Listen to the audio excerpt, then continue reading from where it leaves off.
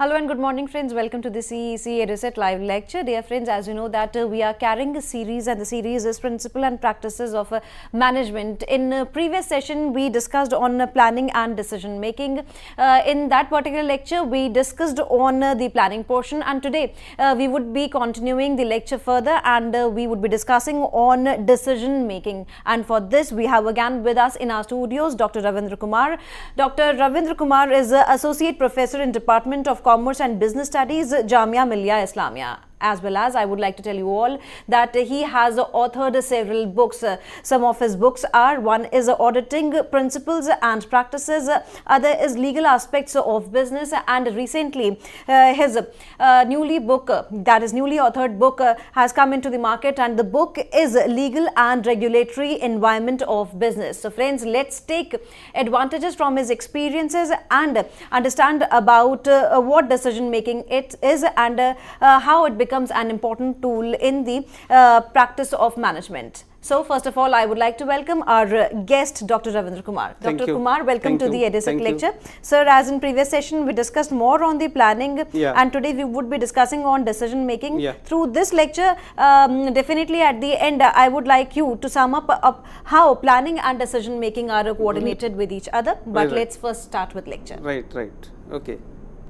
See, viewers, we have discussed in the previous session the planning, okay, the concept of planning, the process of planning, the benefits of planning, okay, the advantages that planning offers. At the same time, we also discussed the pitfalls of planning, and in the process we also discussed the various types of plans, short term plans, long term plans, tactical plans, strategic plan, operational plans and all, right.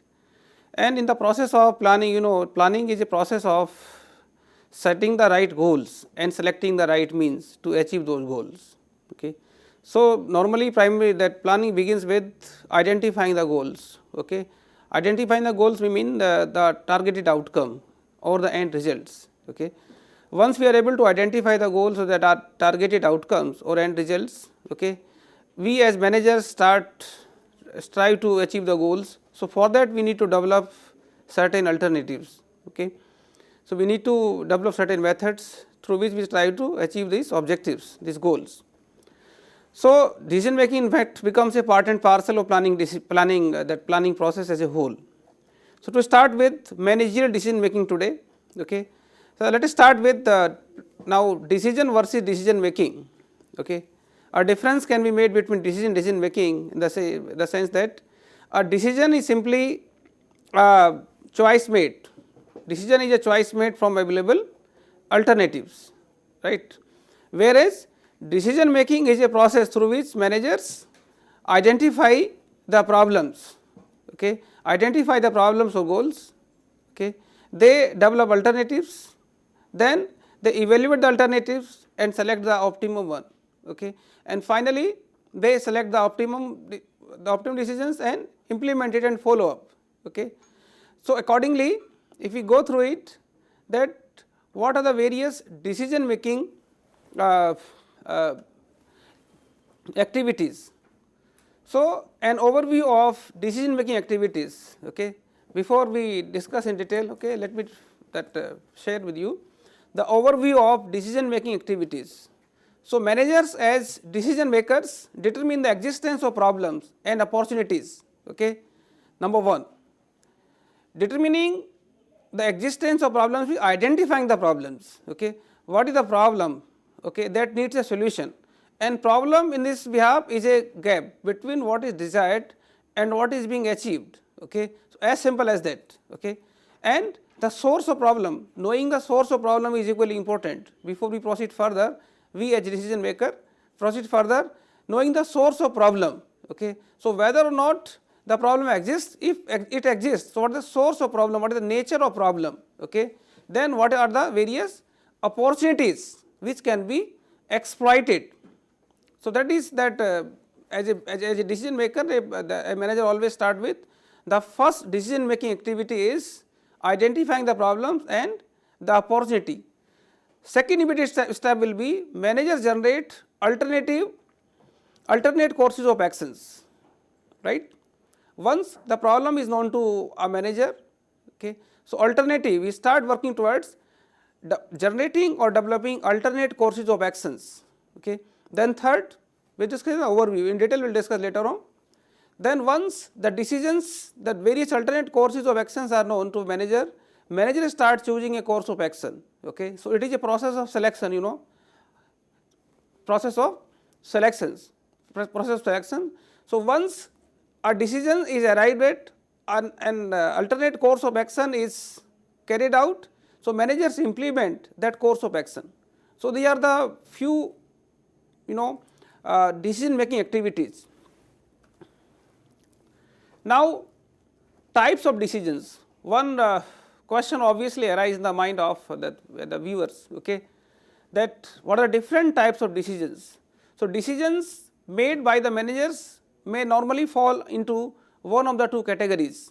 One is known as program decisions, another is known as non-program decisions. What is a program decisions? Program decisions, also known as routine decisions, apply to routine situations. Now what are the routine situations? Routine situations are those which occur often, which are experienced often, and for which decision rules and procedures have been developed. So these decision rules and procedures are routinely recorded and placed in organizations standard operating manual, so that whenever similar situations, similar problems arise in future, so this SOM can be used as a manual, standard SOM for standard operating manual, okay. Now contrary to program decisions, okay, we have non-program decisions as well. Non-program decisions or non-routine decisions apply to non-routine situations. What are the non-routine situations? Non-routine situations are those which have not occurred, which have not been experienced in the past, which are new, okay, and that have not been experienced in the past. So that is why there are no standard methods which are appropriate for non-program decisions. So accordingly, the managers use intuition, they use their intuitive ability, they use their judgmental ability, they use their more of creative thinking, okay, to solve this non-programmed or non-programmed decisions, or say to resolve non-programmed problems, non-routine situations, non-routine problems. Accordingly, again if we arrive at then type of decisions, keeping in view the nature of decision and the techniques for making the decision. For program decision, you know, program decisions are repetitive and routine, that about the nature of program decisions, and a definite procedure has been worked out, that means that is recorded and it is placed in standard operating manual. What I said earlier, here decisions do not have to be handled if they were new, all right. Now what are the techniques? What are the techniques for making the program decisions? Okay, managers use habit. Okay, habit means on the basis of their experience. Habit refers to experience, because these situations have occurred in the past as well. So manager as a matter of habit can resolve such type of problems, such type of issues. Then we have standard operating procedure, right? Operations research. Then we can make good use of electronic data processing, EDP, nowadays with the help of computer. So this is about the program decisions, that nature of decision and techniques. Now non-program decisions. Non-program decisions, I said that they apply to non-routine situations. Non-routine situations are those which are new, which have not occurred in the past. So that means they are novel, they are unstructured, they are unusually consequential, and there is no cut and dry method, right, because the type of decision is new or complex, little complex. Okay. So what do managers do, okay, to arrive at known program decisions. To arrive at known program decisions, okay, instead of going by habit or standard operating procedures, standard operating manual, operations research, even EDP, okay, because they are of little use for known program decisions, what managers do? They go by their judgmental ability. They try to judge, they try to assess, okay, on the basis of their on the basis of their intellect. Then they go by intuition. What is intuition? Okay, intuition, in fact, intuition refers to the innate feeling without consciously thinking about something. That is called intuition, or say the intuitive ability, okay, innate feeling without applying the conscious, the reasoning, intuition. Then managers may also go by creative thinking, okay, and selection and training of executives. Complex computer programs may help, okay, because computers also do provide what we call it artificial intelligence.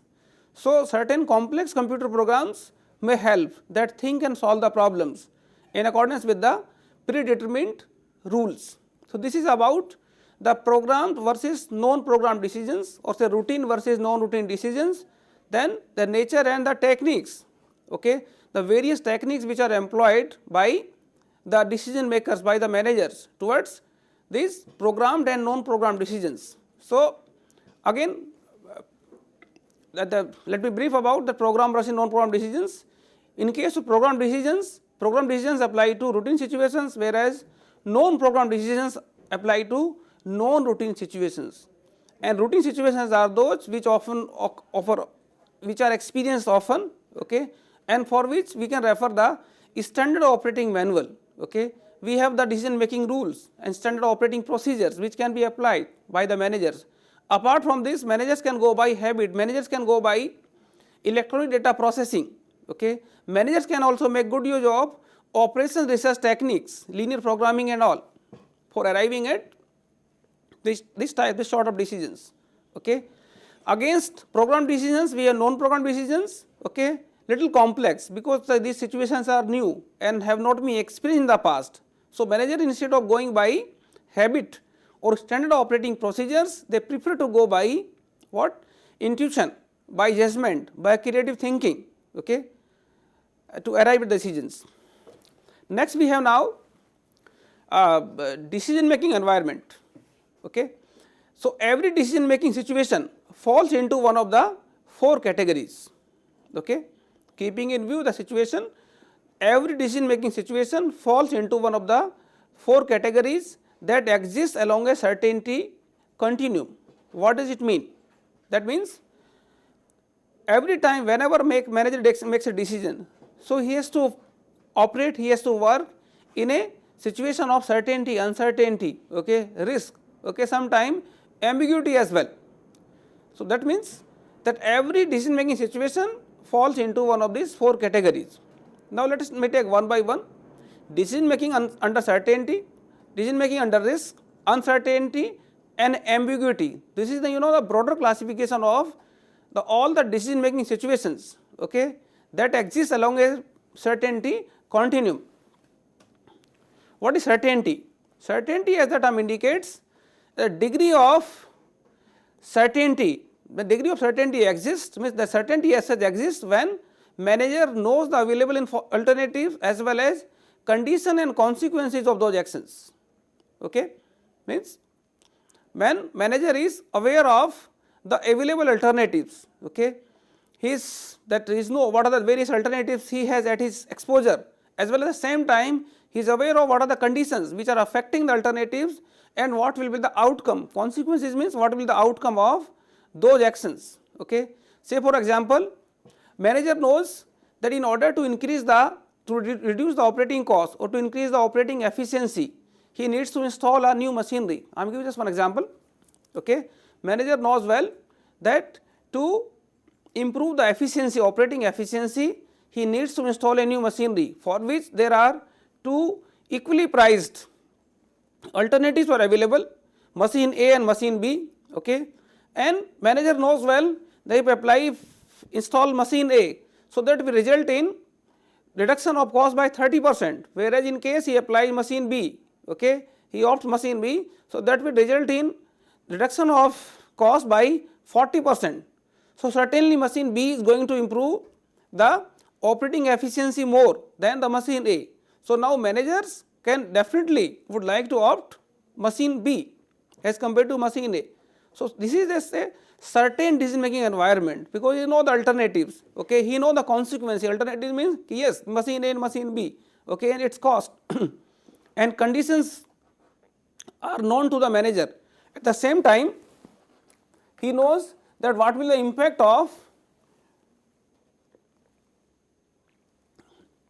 these available alternatives, because he has to decide only one of the two. So that's why I say it a degree of certainty exists when the manager is aware of the various alternatives and their consequences, outcomes of the decisions. Okay. Now, but a manager may not find always so comfortable. Okay. There are situations when there is certainty, the situations there are when there are uncertainty as well. Okay. And later on the risk and ambiguity as well. Okay. So means managers sometimes have to come out of their comfort zone. Okay. That is why now under uncertainty, under risk, certainty followed by risk, then we will come to the uncertainty, because risk is a situation that lies between certainty and uncertainty. You know what is risk? Risk is a situation, okay, or say the state of risk exists when the manager is aware of all the alternatives, okay, but is unaware of their consequences. Okay. So against the state of certainty when the manager is aware of all the alternatives and at the same time is aware of their consequences conditions. Here manager of course is aware of all the alternatives, but is unaware of their consequences. So what does a manager do then? Okay. So in this case, of course, say for example manager is aware of, yes, to increase the operating efficiency he needs to install a new machinery, or he needs to replace the existing technology by that latest technology. Okay. But he is unaware of the consequences, what will be the repercussion, what will be the outcomes, okay, in case he replaces the existing machinery. Okay. So then it is a state of risk exists here. Okay. So we will discuss, we will further later on discuss under situation of risk. Okay. Then instead of going by individual decision making, okay, manager may go by consultative decision making, or say group decision making may help a bit. Risk, okay, sometime situation is little more complex, okay, as compared to risk, because your risk is only one sided, there is one problem, here the manager is aware of the various alternatives, but he is not aware of the outcome, okay, the consequences, the result thereof, right. Under uncertainty, okay, situation of uncertainty little more complex as compared to risk. What happens here? And most significant decisions made in today's complex environment, okay, are formulated under a state of uncertainty. Okay. What is the state of uncertainty?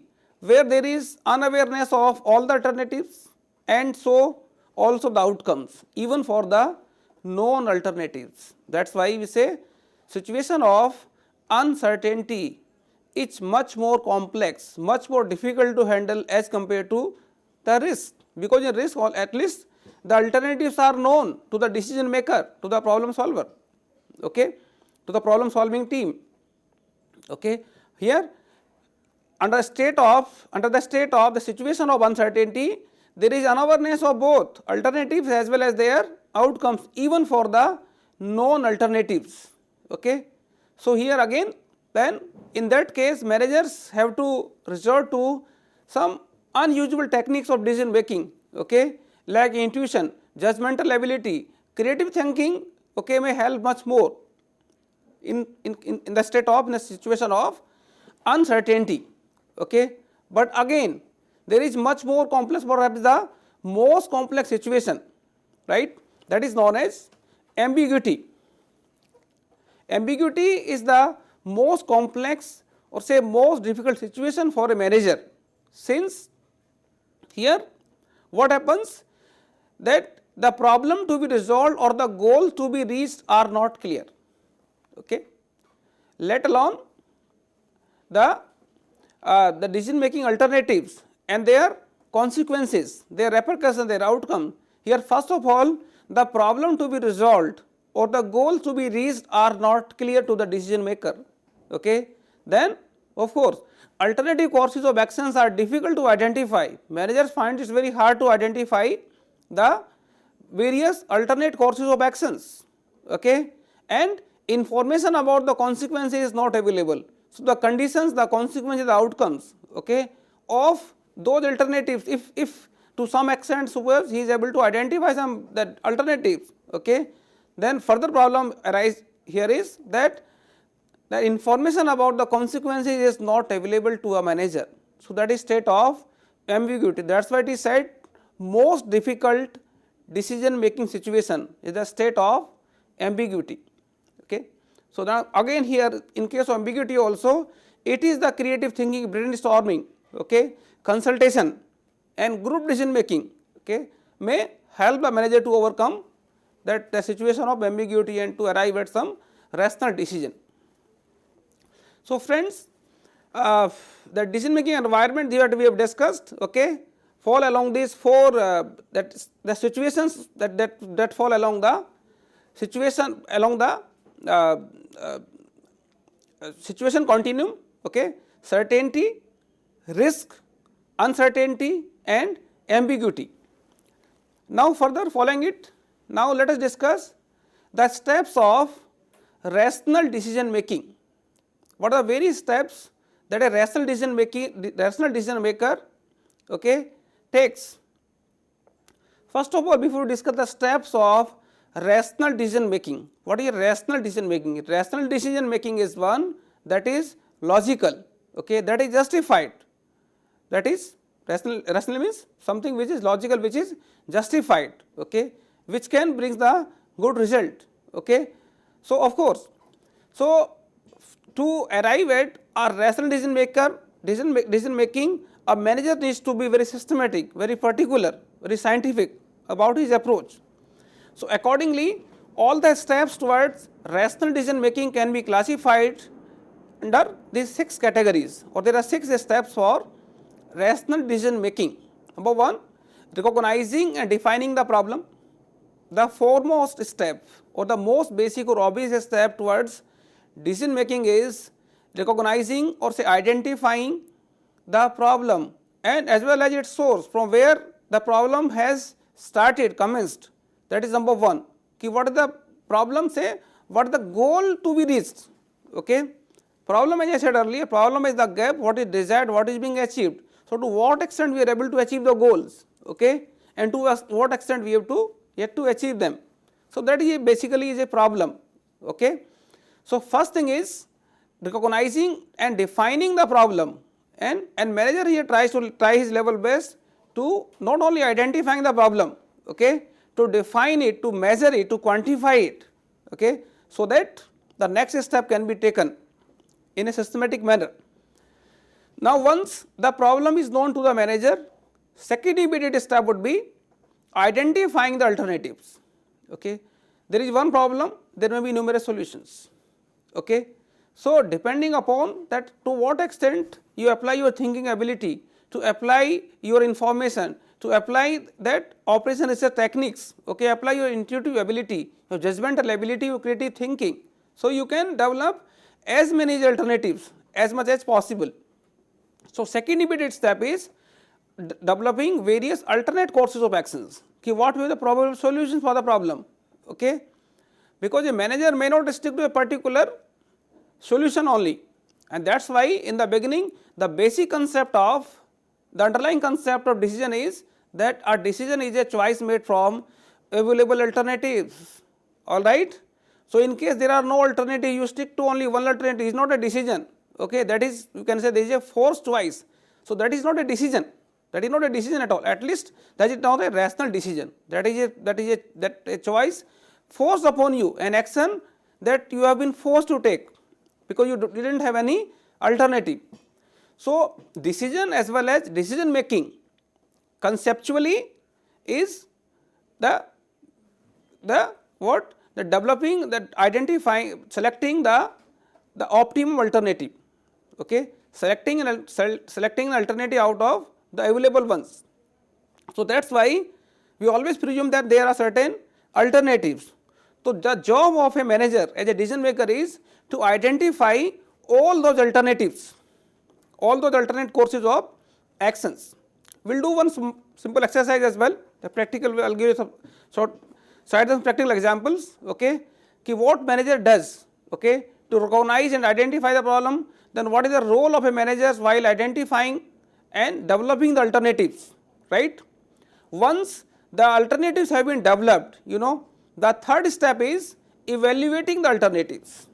Okay, evaluating the alternatives means examining those alternatives, analyzing those alternatives in terms of their relative merits and demerits. Okay, then manager counts. Okay, we have now three alternatives. Alternative 1. So what are the relative merits? Means what are the that advantages or benefits associated with it? Okay, how it easy? Okay, how convenient? Okay, how feasible that alternative is to implement. Okay, at the same time, what are the limitations, what are the constants associated with that particular alternative, right? So similarly, alternative 2, 3, 4. So here alternatives are evaluated in terms of their relative merits and demerits. Okay, so that process is known as evaluating alternatives. Now managers has evaluated alternatives. Okay, now he finds himself in a comfort zone, because now after recognizing the problem, okay, he was able to identify the alternatives and he was able to evaluate the alternatives. Okay, then yes, okay, now it is the now decision making time. Now select the best alternative. Selecting the best alternative, rather I should say selecting the best. What is your best alternative? Best alternative is one that best fits the situation. Okay, so it will be more appropriate to state selecting the optimum one. Okay, because depending upon situation, depending upon the consequences, depending upon the conditions, okay, so various alternatives may fit the various situations. So the manager as a decision maker now analyzes his situation, okay, and he tries his level best to relate his situation to the various alternatives. So now he selects the optimum one, and optimum one is one that best fits the situation, that is optimum one. Okay, now his role is not yet over. Okay, once he is able to select the optimum one, he needs to implement it. So implementation, okay, in order to judge its effectiveness, okay, its relevance. So manager needs to implement the chosen alternative. Okay, when there was a problem and he has already undergone that identifying the problem, to developing alternative, to evaluating alternatives, and then selecting. Now it is the time to implement. Okay, to implement that chosen alternative, that optimal alternative, that best alternative, okay, in a practical situation. Okay, now again it is not the last step. Okay, because now the one needs to monitor. Manager as a decision maker, okay, is an accountable authority, needs to monitor so that he can judge its performance, its effectiveness. Okay, so now follow up and evaluation. Okay, sometime manager may find it okay, the decision was that he has followed all these rational steps, all the steps in rational decision making. Okay, and he was able to implement it well. Okay, but it did not yield much, so he may need to reverse the decision. Okay, so follow up and evaluation. Now evaluation here means now he is evaluating the performance. Okay, the performance of that alternative that he is implemented. Now in terms of that step and detail and example. Okay, now let me explain with the help of one practical problem, practical example. Okay, now a step, the detail of the step and the example. All right. So that friends, where I have referred, there are 6 steps, six steps. Now let me take one by one once again. The first step, the foremost and the most basic step is towards rational decision making, is recognizing and defining the problem. Okay. So what is the detail? What happens here? Now what does a manager do? Detail, I mean what does a manager do? What is the role of a manager towards recognizing and defining a problem. Okay, what does it mean, right? What does it mean? So here what happens, in order to recognize and define or to identify the problem, some stimulus indicates that a decision must be made, okay, and the stimulus may be positive or negative. What do you mean? What does it mean? It means in order to identify a problem, that problem is basically a gap, okay, gap between what is desired, what is being achieved. So there will be some indication, some stimulus will be there that would indicate that yes, there is a gap between the what is desired and what is being achieved. That stimulus may be positive or negative. Okay. Say for example, a plant manager observes that employees turnover has increased by 5%. Okay. So this is a problem here. Here the plant manager has observed on the basis of his experience, his exposure, right, his presence in the plant, within the organization, that employee turnover has increased by 5%, right, and this is a due concern. Okay, and this is due concern is the problem, basically the problem for the plant manager. Okay, this increased that turnover, employee turnover increased by 5%. So this is a concern, this is a problem in fact. Okay, so here on the basis of his experience, on the basis of his exposure, okay, the manager is able to observe, to identify this basic problem. The basic problem is employee turnover. Employee turnover means that employee dropout rate has increased. Okay, so means the high attrition rate, means company, that his plant problem, his department is facing the high attrition problem. Okay, and that is a serious problem for a plant manager. So now under first step, manager was able to identify the problem. Okay, and the problem here is that employee turnover, okay, and that has increased by 5%, means that has crossed that acceptable limit. Okay, employee turnover is there in every organization, but there is always some acceptable limit. Of course, depends on situation also, depends upon the nature of the operations, nature of business. Okay, but again there is always acceptable limit.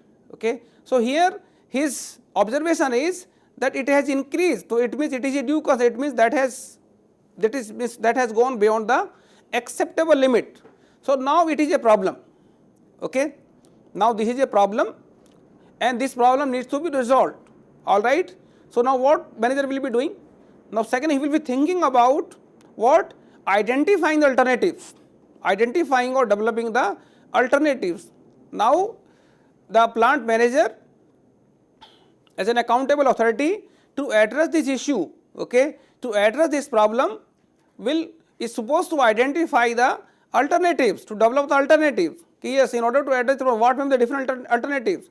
So what does it mean? It means now both obvious means the both natural and creative alternatives are designed. There are certain obvious alternatives. It means the employees are not satisfied, that's why they are leaving the organization time and again, isn't it?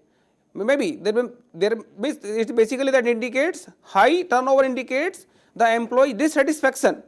Okay, and dissatisfaction behind dissatisfaction there are various reasons. Okay, employees may not be satisfied with the present that the wage, okay, the salary payable to them, okay, or the working conditions, okay, or the various benefits, okay, they enjoy. So they are the obvious, okay, and at the same time one has to create the creative as well, okay, creative alternatives. Okay, the creative alternatives are those sometimes may not be directly related to their dissatisfaction, or they are not known to the manager. So one needs to apply his creative ability, creative thinking, okay, creative thinking to identify those creative alternatives. So they are designed. So here in general what happens, the more significant the decision, the more alternatives should be generated. Okay, so as a matter of rule, okay, the more significant the decision, okay, the more alternatives should be generated. Okay, this is towards rational decision making. Now this is the concept. Okay, now what plant manager will be doing? This particular plant manager will be doing, the plant manager can think of increasing wages, okay, he can think of increasing benefits, he can think of even changing hiring standards. Okay, See, if you divide into two obvious and creative alternatives, so these first two alternatives are said to be in obvious. Okay, obvious in the sense that they are going to address the issue of their dissatisfaction, because here if I say okay, this is the problem, increased turnover, what is the source of problem? Source of problem is simply their dissatisfaction. It means they are not satisfied with present employment, that is why they are leaving the organization, obviously. So behind the dissatisfaction there are certain obvious reasons, there may be certain that one needs to identify, okay, we say creative alternatives. So behind obvious alternatives that plant manager was able to identify is that increase wages, okay, or increase the benefits, fringe benefits, okay. At the same time this plant manager might have observed कि sometime, okay, suppose it doesn't work, suppose there may not be issue of that wages, mean the employee may not be underpaid, okay, mean they may be getting the competitive salary, wages or benefits, okay, within the industry as a whole or in a particular region. So he may think of that there is some problem, okay, in the selection itself. So changing hiring standards, okay, one needs to change the hiring standards so that committed employees can be recruited in future, so as to address this high employee turnover issue. So that is what we call it. Now changing hiring standard, this is what we call it creative, the creative alternative, okay. Now plant manager is able to identify or generate the alternatives. There are some creative alternatives, there are certain obvious or natural alternatives, okay. So let us now focus on these three, okay. Now increasing wages is one, increasing that employee benefits, fringe benefits, bonus, overtime allowance, okay, and say other thing, okay, including improving working conditions, okay, then changing hiring standards, okay. There may be certain alternatives now. So now manager is able to take the second step. Now third step, now it is the time to evaluate those alternatives. So at this moment manager has just gathered the various alternatives, okay. Now it is the time to evaluate, to analyze, to examine all these alternatives, okay. So evaluating alternatives, what does it mean? Now each alternative is evaluated to determine the feasibility, its satisfactoriness and its consequences. So okay, each alternative will be evaluated in terms of its feasibility, means whether it is feasible to employ, okay. There may be some technical issue, some technical problem, okay, because of which the alternative may be feasible, may not be feasible. So the technicality is to be checked first of all, right. Within this third step, that evaluating alternative, the first step is checking the technicality, okay, that feasibility. In order to check feasibility and technicality, there was some technical problem behind it, that alternative may not be feasible at all as a policy matter, okay. Then second immediate element is its satisfactoriness, to what extent that alternative is going to address the issue. Here the issue is that high employee turnover. So means what is the exact cause of dissatisfaction, okay. Here in the process managers needs to identify, to understand, to diagnose the exact cause of dissatisfaction. Only then he would be able to evaluate it in terms of its satisfactoriness, okay. And finally, okay, equally important is its consequences. What will be the consequence, what will be the outcome, okay, if a particular alternative, a particular course of action is chosen and is applied. So what will be the consequence? Consequence in terms of both monetary as well as non-monetary consequences, okay. Monetary consequence can be measured easily, yes, okay, it will result in increase of that much budget towards salary, towards wages, okay. There will be certain other non-monetary consequences as well, okay. So manager needs to consider these non-monetary or social consequences, social or interpersonal consequences, okay, of a particular alternative. So now what plant manager will be doing here, okay, practically. So he will start increasing, okay, he might have evaluated that increasing benefits may not be feasible. So problem of feasible technicality, okay, as a policy matter the organization, his boss, okay, at his administration, his superiors may not allow him, okay, to increase benefits, because they may think that they are the best, pay master in the industry, so far as the benefits that company is paying them, okay, including the good working conditions, right. So it is now rejected first of all, right. Increasing benefits may not be feasible, means that rejected, right. Now the second is now increasing wages, okay, and changing hiring standards may satisfy all conditions. Here conditions are, all conditions we mean here all, there are three conditions: feasibility, okay, satisfactoriness and the consequence. So now manager is of the view that increasing wages and changing hiring standards, okay, may satisfy all the three conditions. All the three conditions means its feasibility, its satisfactoriness and the consequences. So now one alternative is rejected, it's set aside. Now manager is focusing on the remaining two, okay. Remaining two are increasing the wages, either increasing the wages or changing the hiring standards, or he may take the combination of two, okay, to increase the wages at the same time change the hiring standard. It is not a hard and fast rule, either of two. So depending upon situation, depending upon the final analysis, okay. So now yes, now it comes to now out of two, yes, suppose now manager has to select either of two. It is a situation of say that either of two, either he will be selecting, either he will be going for increasing wages or either he will be going for changing hiring standards. So selecting the best alternative. What the concept, the detail, okay. Here considering all situational variables, all situational factors, okay, and choose the alternative that best fits the manager situation, most important part, okay. So here manager will be going by an alternative, whether it is obvious, it is creative one, okay, it is complex, it is difficult, it is easy, which best fits his situation, okay, only then he would be able to implement it, alright. So now plant manager, here plant manager decision maker what will be doing, okay, practically.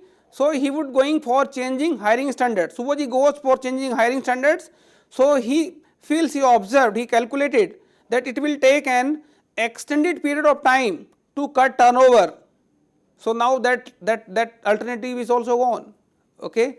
In case he is going for hiring standards, that will take extended period of time, because he needs approval of higher authority, okay. He needs to now redraft that hiring standard policy, okay, and it may need certain approvals, it may know there may be some regulatory requirement as well, labor law and all, so it may take an extended period of time. So now he is going to scrap, okay, scrap this alternative also. Now that has gone. Now only is that to increase wages, okay. Now here manager, that the best alternative or say the optimum one is now he is going for increasing the wages. Now in case he goes for increasing the wages, what is the next step, okay. Now it comes to implementing the chosen alternative.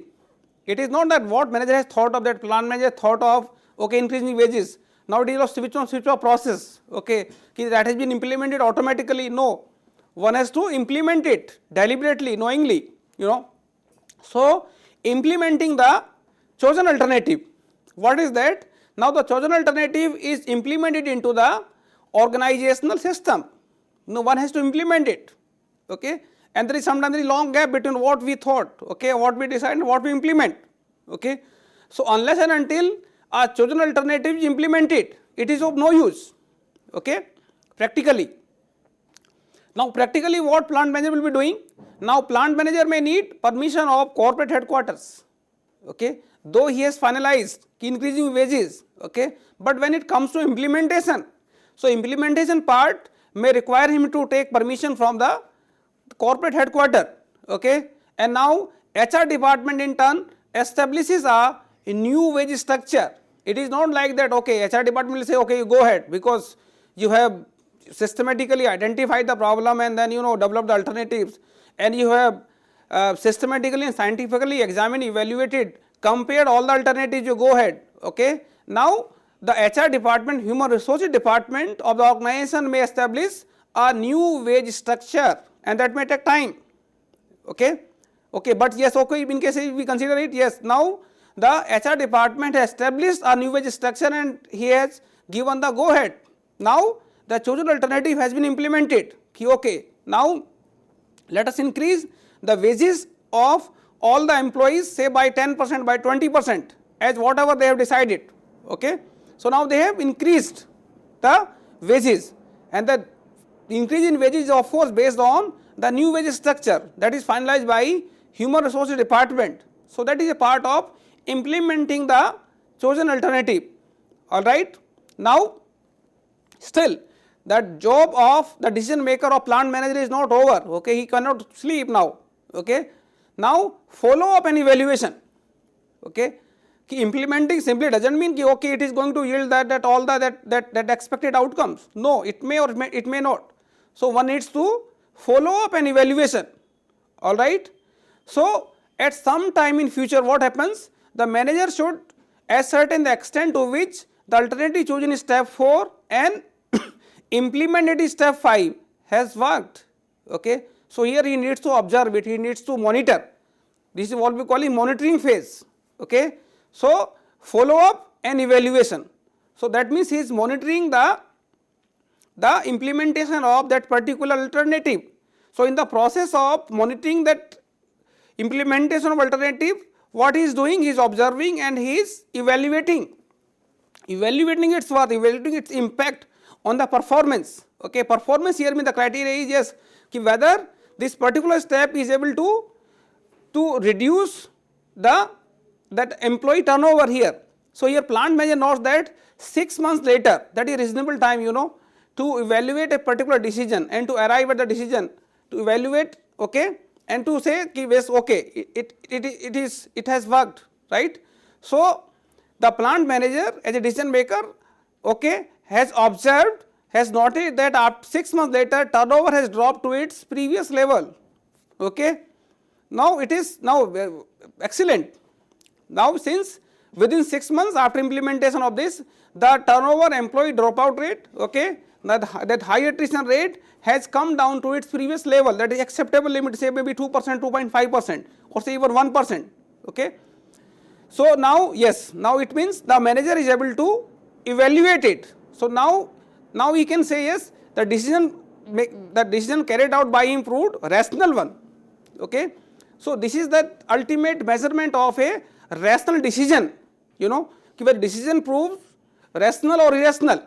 Since now the decision was able to contain that dropout rate, that employee turnover. Okay. So this is what we call it, that steps in rational decision making. But there are always limits to rational decision making. Means rational decision making is not always foolproof. Why? In theory, rational decision makers maximize decision by choosing the optimal solution. That's right. Okay. But this is theoretical again. In practice, what happens? Limitation of resources.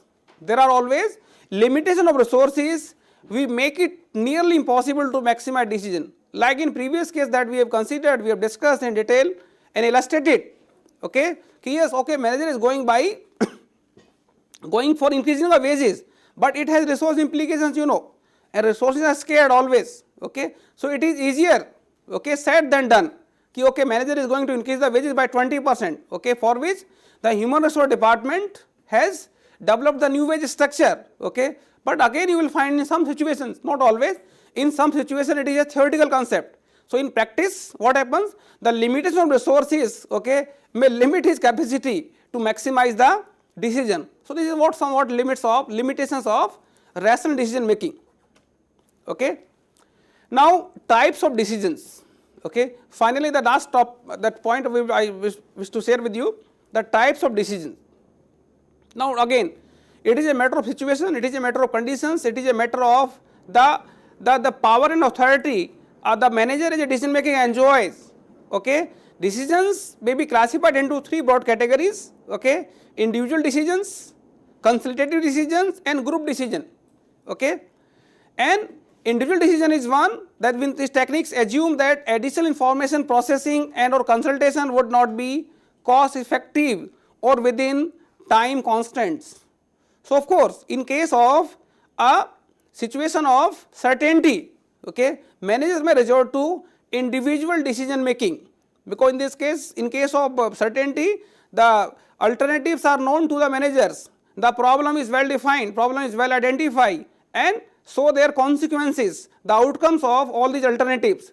So manager feels most comfortable, most secure, you know, to take the decision in a certain, in an environment of certain, in a certainty, situation of certainty. So that is individual decision, you know. Here the manager is involving none within the organization, he is taking the decision on his own, okay. So sometime even, you know, that consequence, the circumstances, not the circumstances also warrant, also expect the manager to take the decision individually, okay. Now, but this may, the situation of certainty may not prevail all the time. There may be situation of risk, situation of uncertainty, even situation of ambiguity. So then, in case situation is of, say, that risky situation, okay, or uncertainty, then manager may go for consultative decision. In under consultative decision also, manager is taking, you know, the decision on his own, but at the same time he is consulting, means he is involving his peers, his superior maybe, his peers or maybe his superiors, okay. And this consultation may be formal in the sense through a formal meeting, okay, or it may be through, you know, informal meeting or chance meeting, all right. So he is taking information, he is consulting other, taking information, he is taking advice, he is taking suggestions from others, inviting suggestions, he seeks information from others and as well as his suggestion or advice. But again, ultimate decision will be carried out by the manager himself. So that is what we call it consultative decision, okay. But in case situation is that of uncertainty, which is much more riskier when alternatives are not known to the manager, at the same time their outcomes are not known to him, all right. Then managers may resort to, sometime may be compelled to resort to group decision, okay, group decision making. So in group decision making, what happens, there are two conditions here. The group decision making process calls for manager, means for decision maker, to seek additional information inputs from the group, okay, and same time to get the group to participate in the decision making process itself. So here he is not only seeking or, you know, their information, their help, their advice, their suggestions, okay, their inputs, the same time he is directly involving the group, okay, to participate in the decision making itself. So that is called group decision making. But again, sometime you will find group decision making, okay, do offer certain advantages, okay, like groups do a better job than individual, even than a consultative decision, because under consultative decision also ultimately it is the manager who is taking the decision, though he may be involving in his peers, his group, he is taking their consultation formally or informally, but ultimately in ultimate analysis it is a one man show, you know. So, but of course group decision making offers certain advantages, like groups do a better job, much more better job than it is said, okay, that two minds are better than one mind, two brains are better than one brain. So defining the problem, because through group decision making a manager multiplies his ability, his capacity to think upon and to arrive at a rational decision making. So defining the problem, okay, means a group can better define the problem as compared to an individual, okay, or a single person. Then generating alternative solutions, okay, because different people have different capacity to think, okay, that they carry, they possess different that creative thinking ability. So accordingly they can generate more viable, more, you know, productive alternate courses of actions. So there are certain advantages associated with, but at the same time it suffers from certain pitfalls, certain limitations. What are the limitations? First of all, it occurs in highly cohesive groups, okay, when group members feel intense pressure to agree with each other so that the group can approve a proposed solution. So it is not always feasible ki you find a cohesive group, means cohesiveness is very important, but it is difficult to achieve that cohesiveness. So normally group that lacks the cohesiveness, that is the prerequisite for group decision making, okay. And second, that limitation or pitfall is it takes considerable time, it is a time consuming process when you involve group, so it delays the decisions, okay, delay takes place obviously, okay. And there are certain strong willed members, okay, within a group will find certain member to dominate the will of others, okay. So people, that group may not be arrive at ultimate the rational decision making. So these are certain pitfalls of group decision making, and I hope the time is not permitting me to go further. I need to conclude the topic. With this note, thank you, sir. Thank Yeah. you so very Thank much you. for giving us detailed information about how decision making is important. Though we discussed about planning in our previous session, does planning and decision making has any coordination, or they are the two different aspects of managerial practices? Good question. They are not two different tasks. They are not two independent functions. There is a part and parcel. Decision making is a part and parcel of planning function, because through planning, what we do, we need to we set the right goals. Okay, then we select the right means to achieve those goals. So unless and until we implement those means, so what is the efficacy of planning? What is the use of planning? So planning is useless unless and until we arrive at a decision, and that is rational decision making. So accordingly, they are closely interrelated. Okay. So, as we have discussed a lot on the principle and practices of management, and as we always say that this is a series and we would be conducting more sessions, Good. more lectures on Sure, this sure. particular topic. So, what else do we have in our future sessions?